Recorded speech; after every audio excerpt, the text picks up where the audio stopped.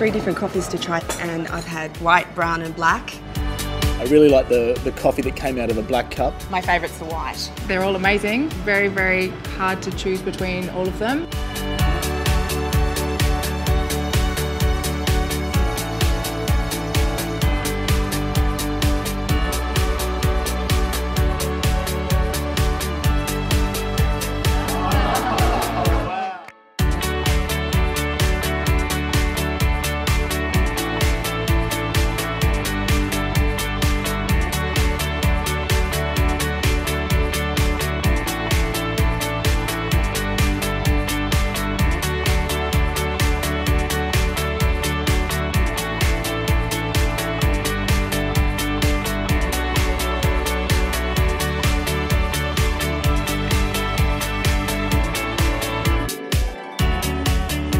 I wouldn't have expected this to have been made from a Breville machine. It tastes like a professional cup of coffee.